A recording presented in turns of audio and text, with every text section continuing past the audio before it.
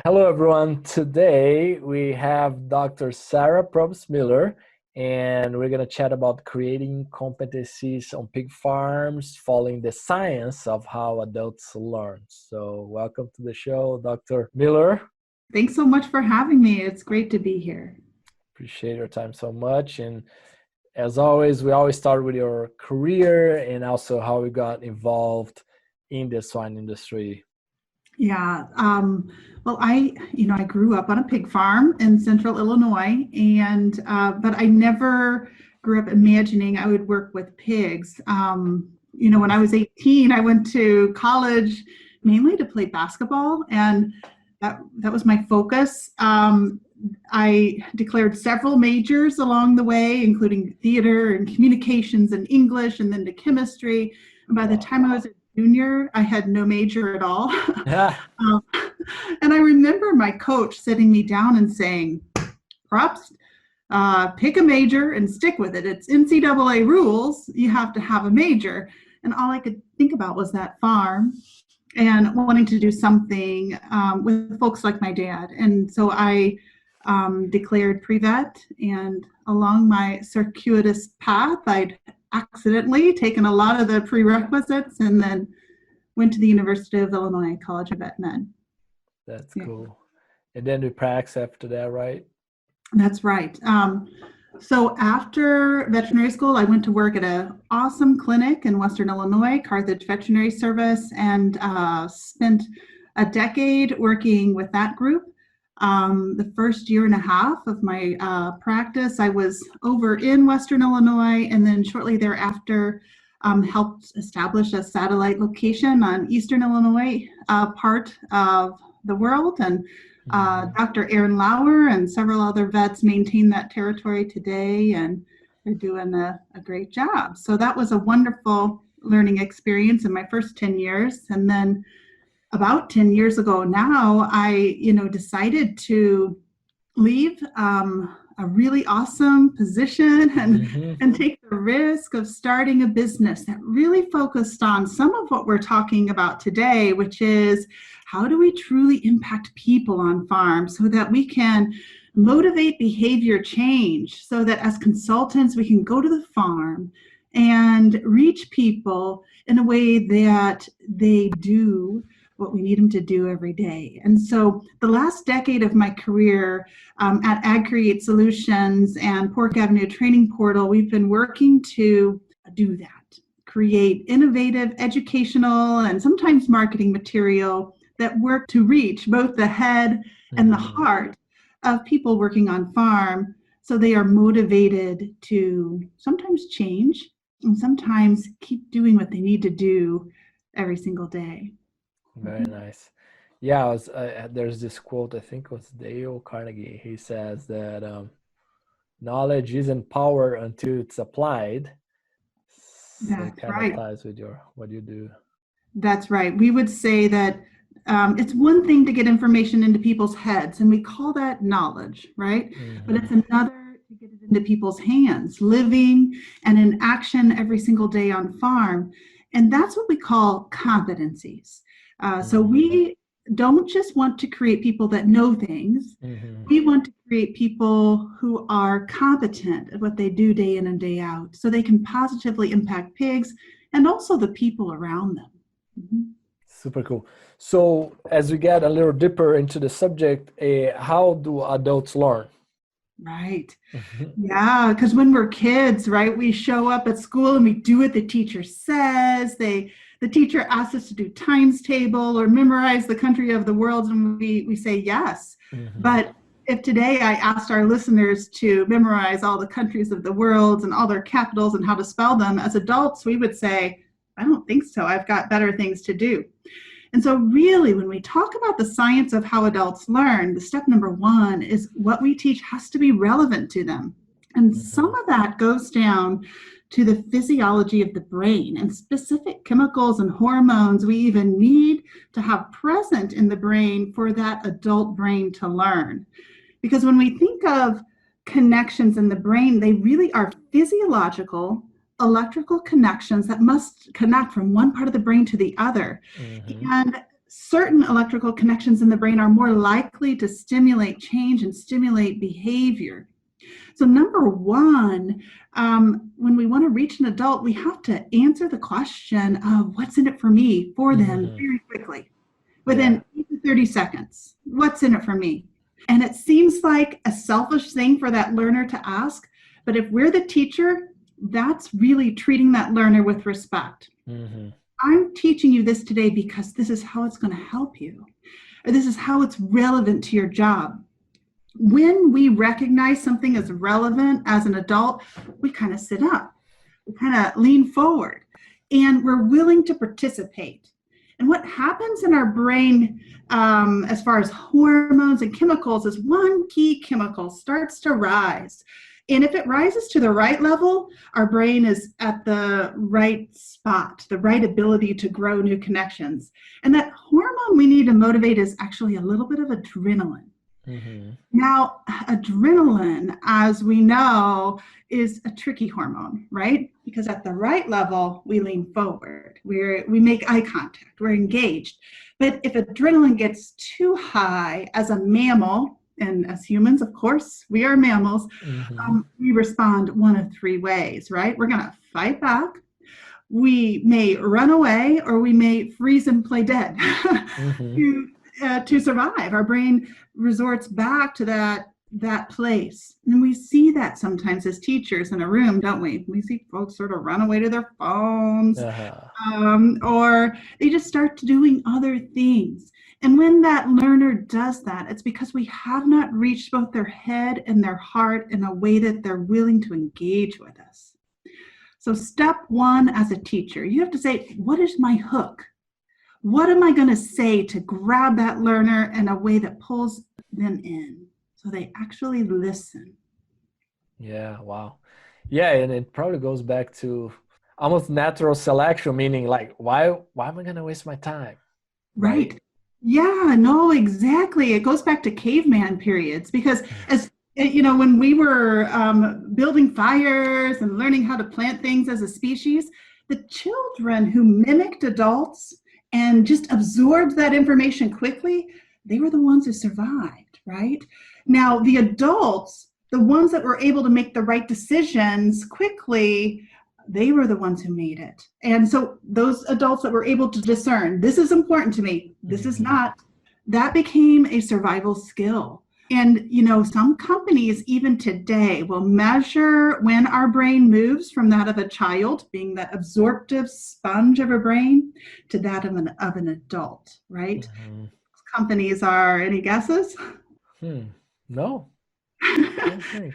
Car insurance companies, right? Because when our brains transition from a child to an adult, we become better decision makers. Most of us become better drivers. There's a different approximate age for women versus men. I'm sorry to say, men, it happens a little later. not unexpected. Yeah. Not unexpected, but that's interesting. Yeah. Yeah, but it's an important time period. And it's also not a moment in time, it's an approximate moment in time and kind of transitional. And some of us revert back to, you know, being absorptive versus discerning, but it's important. There's a difference between being a teacher of children than being a teacher of adults. And in the swine industry, for the most part, we're either teaching to people in their transition period or teaching to people who are adults. And regardless, we must answer that question of what's in it for me, where our learners. Very cool. So as you think about this competencies, like you said, being able to apply that knowledge, what are some key aspects there for creating these competencies right after what you just said on, you know, once you clarified what is in it for me?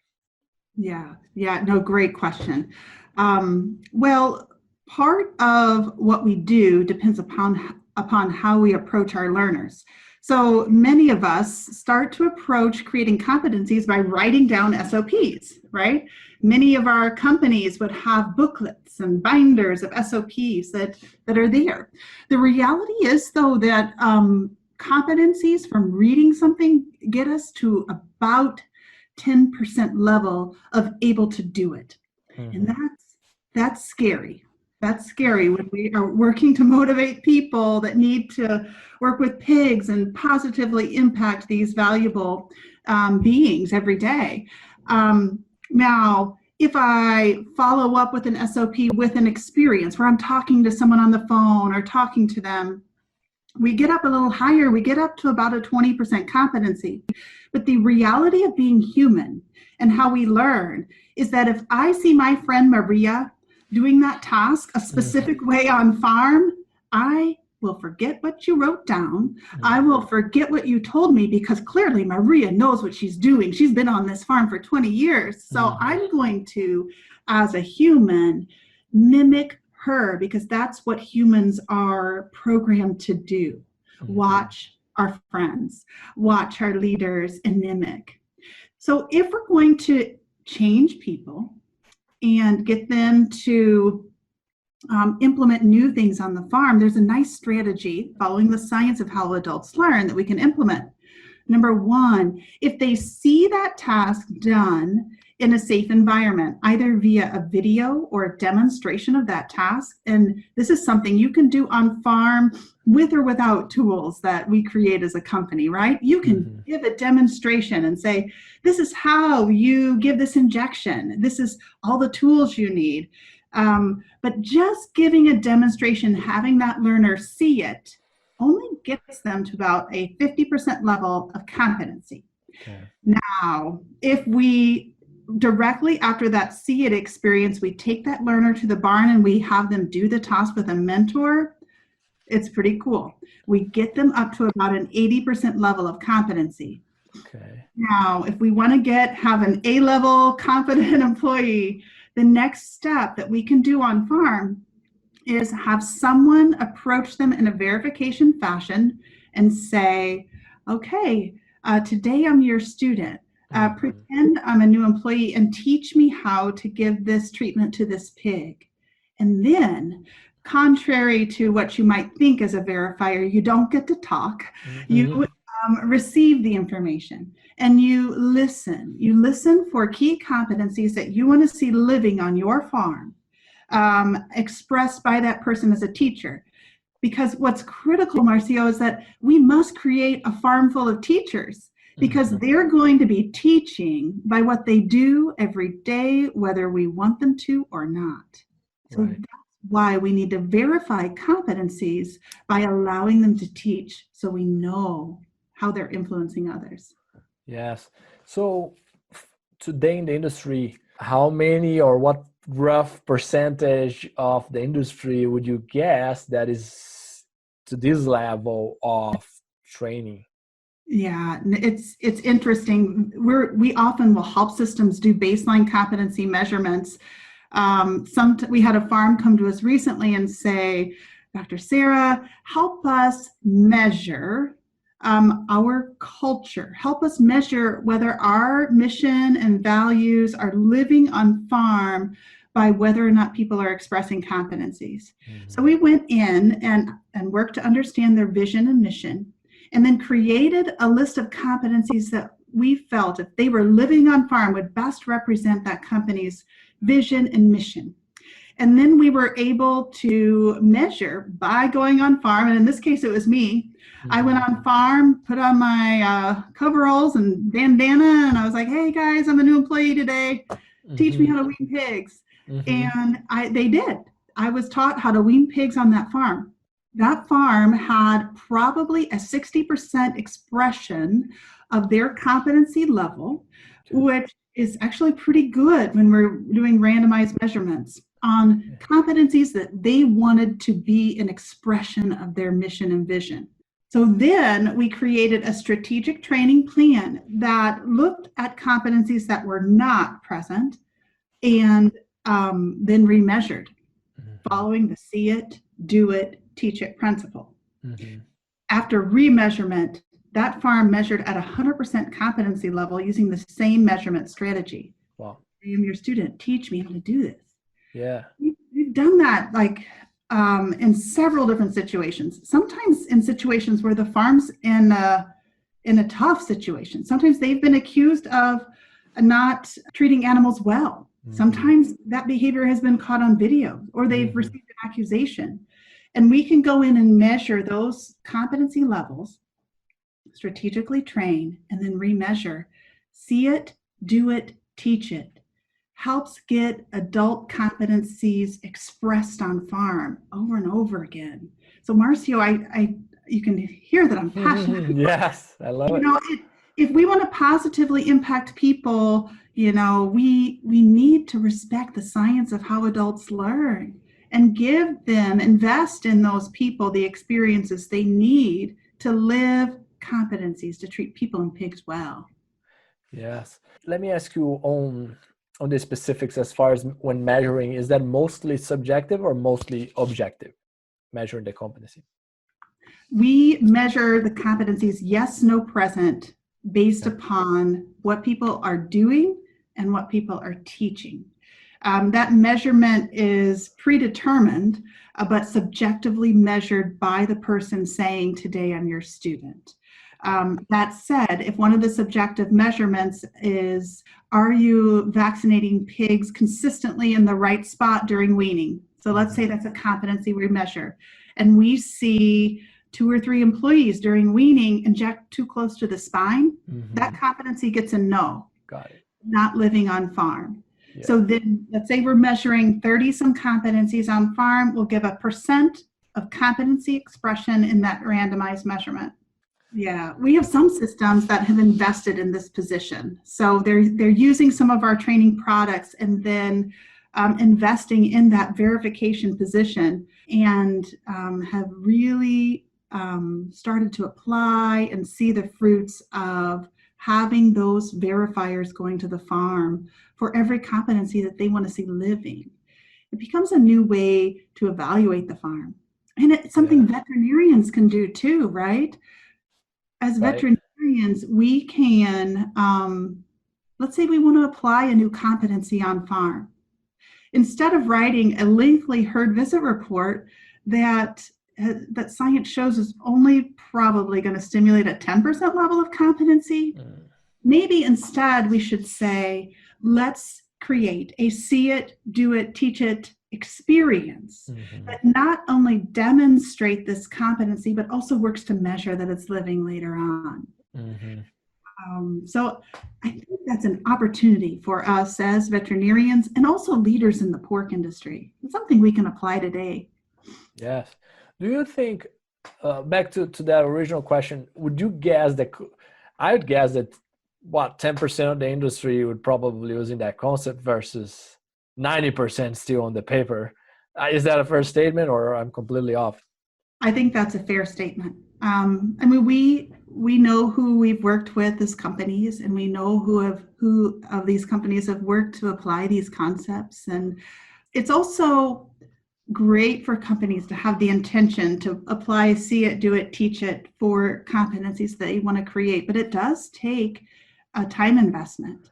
But I will say it's time well spent, because some of our other strategies aren't getting it done.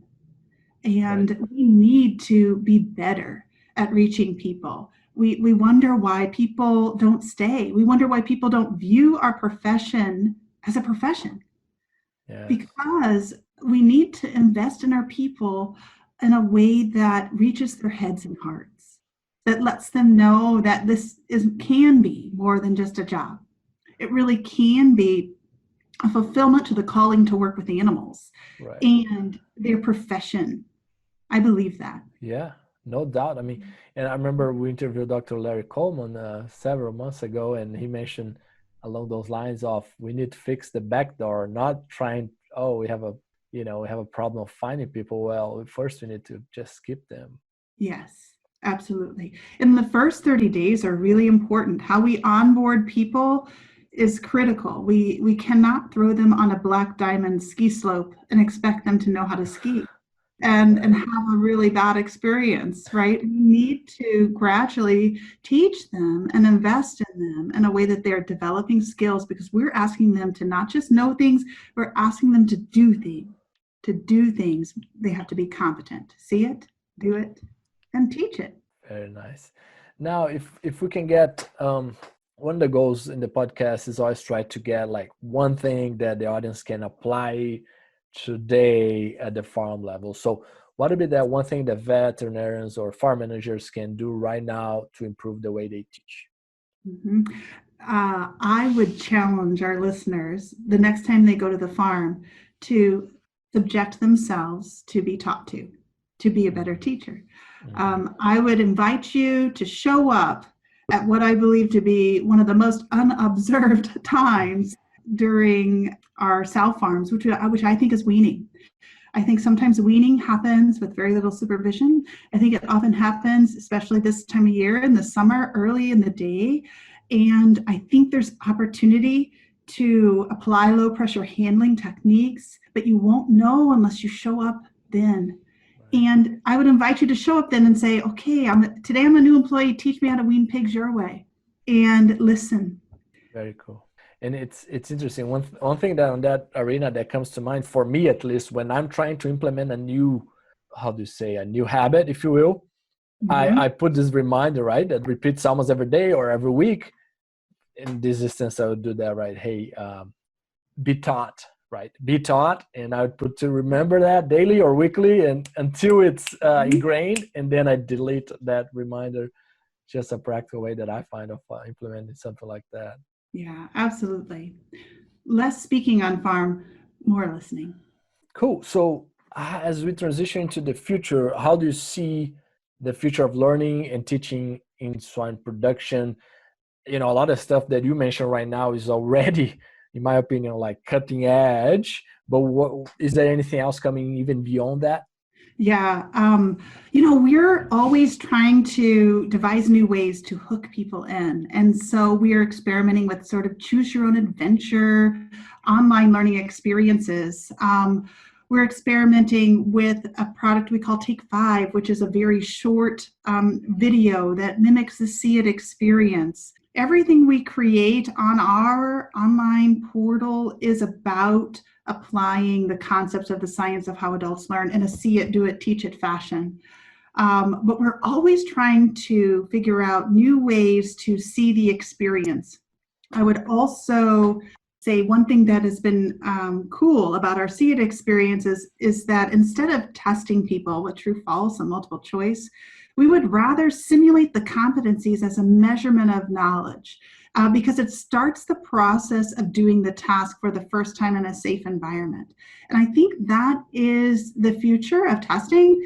We have, as an industry, the ability to move beyond true, false, and multiple choice, which most of us really dread because we were subjected to it in school. Right. And so I would rather that learner monitor sounds as 𝗖𝗿𝗄 in a choose your own adventure. I would rather people decide which pigs need the gift of humane euthanasia by hearing about the scenario they're in and making that decision, because that decision is the competency. I would rather they, as they're cleaning the captive bolt gun, remove the bullet so that they're safe in doing some of the tasks that we're asking day in and day out. So I think simulations is a part of our plan now and into the future. And it's so cool, the things that we can do in that see it experience, but it can't just stop there. Technology can only get us so far on competencies. At a certain point, we must have mentors on the farm helping people through that do it part of the phase, and we must have verifiers on the farm giving people that teach it back experience, because it is only with that three-part that we're able to create long-term competencies in people on farm. Yeah. And it mimics also what they're doing for surgeons in the medical profession. It mimics what they're doing for astronauts. Oh, really? These real life skills are not something, this see it, do it, teach it is not something Sarah Probst Miller came up with. It is something that I want to see our industry do. because it works. Science says it works. So let's do it. Yeah, absolutely. No, I was just listening to a podcast a few days ago about was an interview with an astronaut that went to the space station about 10 years ago, I believe.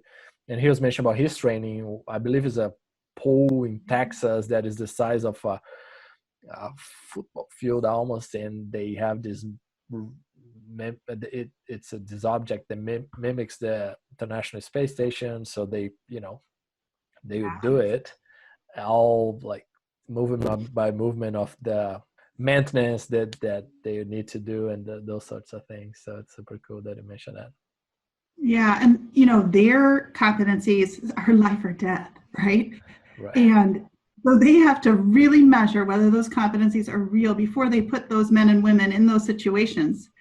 But even a really simple example of how this resonates with us is that you don't teach people how to dance by handing them an SOP, right? You can't really look at an SOP and know, oh, I know how to tango now. That's not how it works.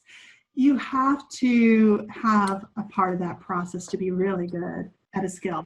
Super cool. Anything else on this topic, Dr. Sarah, before moving to the 3 questions we ask every guest every episode?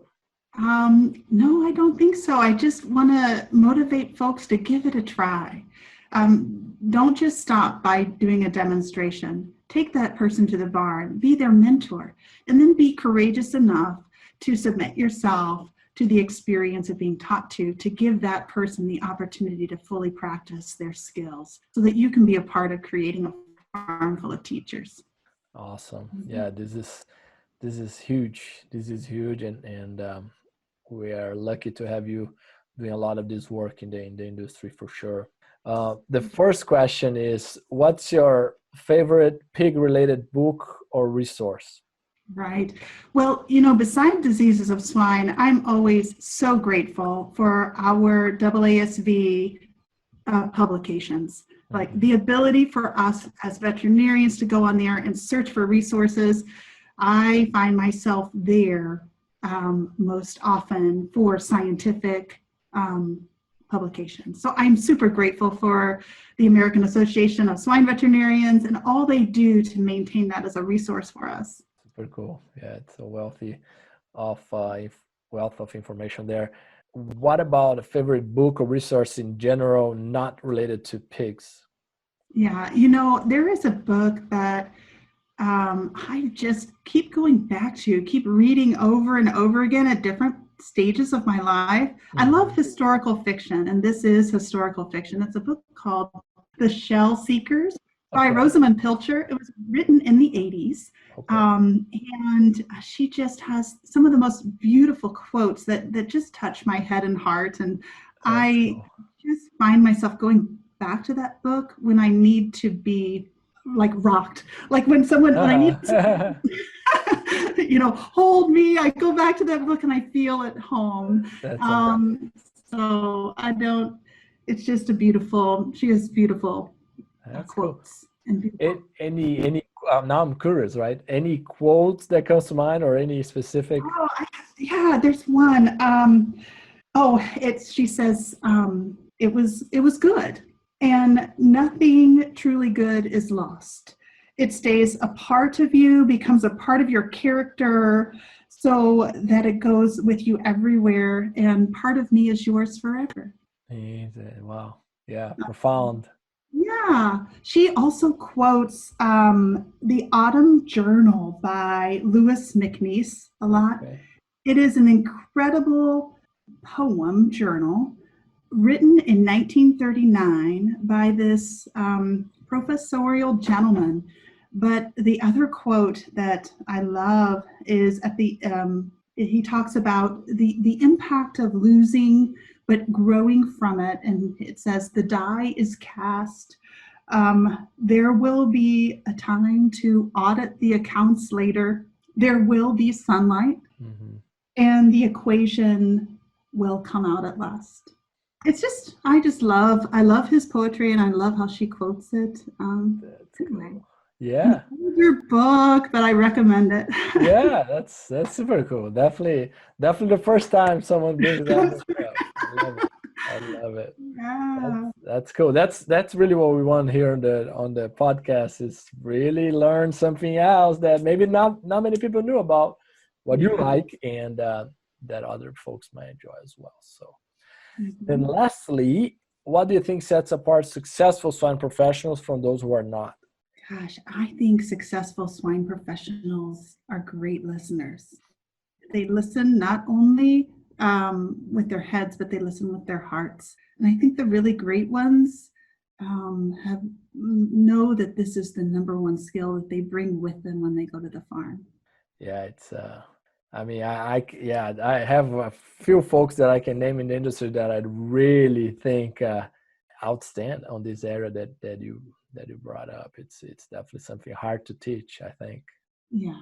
Super cool. Thank you so much for your time today. I think it's so cool what you're doing, Marcio. What an awesome way to help positively impact our industry. I think it's super cool. Thank you. Yeah, I really appreciate that, and I appreciate your time so much. I know you're busy, and we definitely be in touch. Dr. Sarah? Yes, take care.